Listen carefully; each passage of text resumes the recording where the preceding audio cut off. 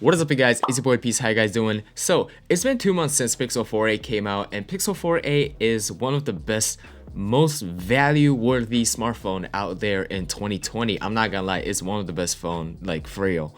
But sadly, I sold my Pixel 4a because I wanted to review Pixel 5. However, my boy over here, KanChan, Pixel 4a is his main device. So today in this video, I'm going to talk about my opinion about Pixel 4a and mixture with his opinion about Pixel 4a and talk about pros and cons about this smartphone. So let's stop talking and let's get right into it.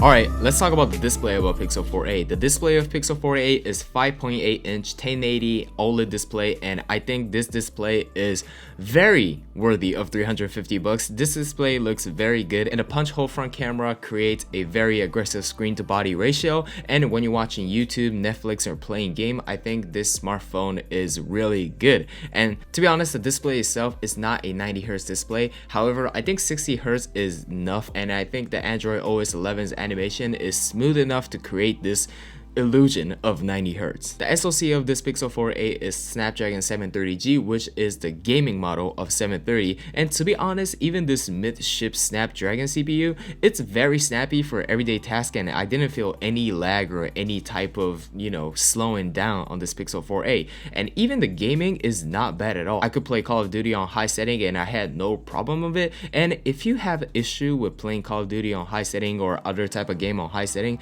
just change it up the setting. It's not a huge problem. The 1080p OLED 5.8 inch screen will create a illusion of playing on better setting anyway, in my opinion. And one of my favorite feature about Pixel 4a is the battery life. The 3140 mAh battery will give you a plenty of battery life throughout the day. And even my real day in life Pixel 4a video, I have enough battery after like 4 or 5 hours of screen time, and I was using camera app and gaming and stuff, and that thing will still hold up just around 40% to 30% even after of like full day of usage, which was pretty crazy for me. For someone who uses iPhone SE to Pixel 4a, the battery life changes was crazy. Also, this phone is capable of 18-watt fast charging, and they will include in the box, which Apple will not do forever, and that's kind of sus. The Pixel 4a has a polycarbonate unibody, and the matte finish of this Pixel 4a is very nice on your hand. Some people say it attracts fingerprints. However, when you compare with glass phones or some type of non-matte finish phones, I think Pixel 4a doesn't attract much as fingerprint than you think. The most people put dbrand skin or cases on their smartphone, so I think I won't really talk about these stuff, but if you're just curious about it, they will still attract fingerprints, but it still looks pretty damn good. And the weight of this phone is 143 grams, which is pretty light compared to other flagship phones in these days. And when you compare with the size with the 5.8 inch display, I think this Pixel 4a is very light and it is super easy on your hand. Yo, editing piece here. I cannot believe I totally forgot to talk about the camera spec about Pixel 4a. Even the Pixel 4a's main camera is only 12 megapixel. The photo quality of this Pixel 4a is just stunning. The photo itself is very punchy, sharp, and the HDR of photo of this Pixel 4a is just amazing. I love the camera performance of Pixel 4a. However, the video quality is alright. I know the iPhone is just too good, but Pixel, I think they can have more improvement in their video performance. This is a rear camera of Pixel 4a. I hope you guys can hear me well. I have like nothing on it. I mean, I have a stabilization, but I have nothing on it. I hope it looks well. I know in the Pixel 5, Google say they will improve the HDR quality of the Pixel 5 video performance, so I cannot wait for that. However, the portrait mode, the night mode, everything about Pixel 4a's photo is just amazing. Look at this picture of my friend Scotch. He took a photo of Scotch and it looks amazing on night mode. And yeah, I think $350 is just worth for the Pixel 4a's camera.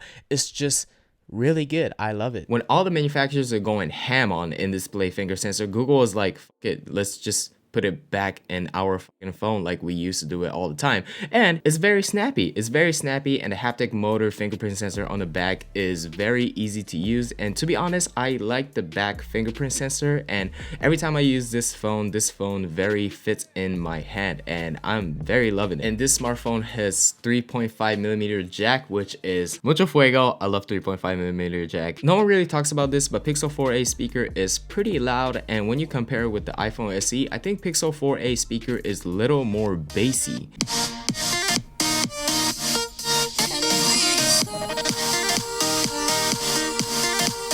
No, this phone doesn't have a flagship SoC or 90Hz display for extra freaking lenses or wireless charging. However, this phone does everyday tasks on almost perfect level on any task. Alright, let's talk about the cons about Pixel 4a. And first of all, let me talk about the heat issue. Okay, so Pixel 4a has like some sort of heating issue. It's not an issue because it doesn't affect the performance, but when I was using Pixel 4a, when I was shooting videos, shooting like photos and stuff, and when I was playing like intensive gaming, the Pixel 4a was getting kind of hot in like 30 to 40 minutes. And my friend KanChan, he said when he was watching YouTube for about like less than an hour, the Pixel 4a was getting kind of warm. Like that's kind of issue, I think, because I never experienced like that much of heat from other smartphones from just watching YouTube or just playing games. But I will still say that heating doesn't really affect the phone at all. It doesn't affect the camera, it doesn't affect the performance. Everything runs fine. I'm just saying that it gets kind of warm. And another thing about Pixel 4a is that they don't have a IP rating. Google say it's a water resistance, but I don't trust those type of stuff. I need IP rating on my phone. And when Pixel 5 has a official IP rating and they cut their cost to $699,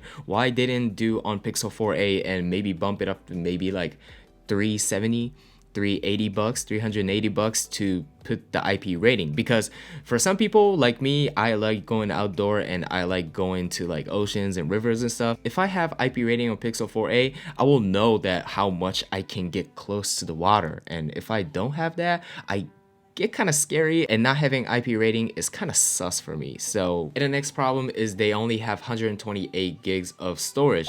For me, I need 256 gig because I only in the 1 gig plan for my phone plan. So I mean, my data gets pretty full and super quick time. And yes, you have Google Photos and you have Dropbox and all these services, but you need Wi-Fi all the time, and I'm not a big fan of that. I'm more like a local drive type of guy, and I download a lot of videos and music in my playlist. So 128 gig is not enough for me, and I hope Google have a expandable SD card storage on next Pixel, or have a at least 250 gigs plan. I won't really go in depth about OS 11 since there's so many good videos about OS 11 and YouTube, but I'll talk about some issue that my friend had on OS 11 and the stuff they kind of changed on OS 11. Easier screenshot, different type of payment, and better Google Home setting. The OS 11 provides small bits of improvement in your Pixel devices. However, since they are super fresh out of the box, they have some sort of issue and some type of bugs about OS 11. For my friend experiment, he has some apps stopping and some sort of lag when he was doing a other type of task on Pixel 4a. Some issues that he had was when he was using other applications such as like gaming and YouTube and stuff, his app will stop out of nowhere and having some sort of lag or some sort of bug, which is kind of annoying from his opinion, but OS 11 is still fresh, so I won't really